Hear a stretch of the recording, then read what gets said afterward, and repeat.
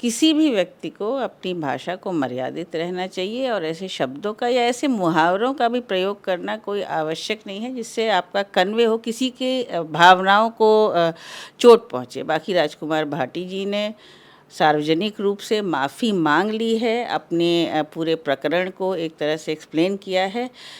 हमारी पार्टी के सीनियर प्रवक्ता हैं, लेकिन फिर भी मैं यही कहूँगी कि किसी भी वर्ग, किसी भी व्यक्ति को अगर दुख पहुंचता है तो ऐसी भाषा, ऐसे शब्द, ऐसे वाक्य प्रयोग नहीं करने चाहिए। ये हमारी जिम्मेदार प्रवक्ता के रूप में जिम्मेदारी है अपने पार्टी के प्रति और समाज के प्रति। आज बसपा सुप्रीमो मायावती ने भी ट्वीट कर दिया है और बोला है कि ब्राह्मणों पर ऐसी अमर्यादित टिप्पणी ठीक नहीं थी।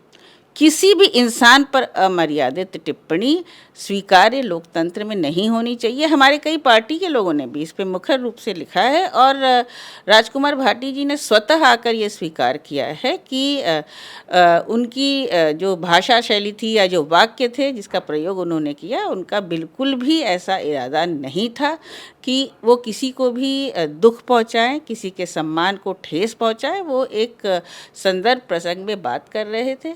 मुझे लगता है ये लोकतंत्र है और भारत है। यदि किसी ने माफ़ी मांगी है तो उसे माफ़ कर देना चाहिए। और भी अन्य मुद्दे हैं जो हमारे समाज में महत्वपूर्ण हैं, हम अब उन पर चर्चा करें तो बेहतर होगा। लेकिन मायावती तो कह रही हैं कि सपा मुखिया माफ़ी मांगे। देखिए, मायावती जी बड़ी लीडर हैं, वो किसी के लिए भी माफ़ी मांगने के लिए कह सकती हैं, लेकिन राजकुमार भाटी जी प्रवक्ता हैं, समाजवादी पार्टी के पक्ष रखते हैं टेलीविज़न पर और उन्होंने अपने बातों के लिए माफ़ी मांग ली है। ऐसे तो हम हर बात पे कहें कि प्रधानमंत्री माफ़ी मांगें या अगर मायावती जी की पार्टी का कोई व्यक्ति जो समय समय पर होता रहा है भारतीय जनता पार्टी के प्रवक्ताओं के रूप में या उनके नेताओं के द्वारा कि आप बुरी भाषा जो अखिलेश यादव जी के नाम को भी ठेस पहुंचाती है, उनके सम्मान को ठेस पहुंचाती है, उनके मां के ऊपर टिप्पणी की गई, उसके लिए हम कहें प्रधानमंत्री ही माफ़ी मांगेंगे तभी स्वीकार्य होगा, तो ये थोड़ा बचपना लगता है।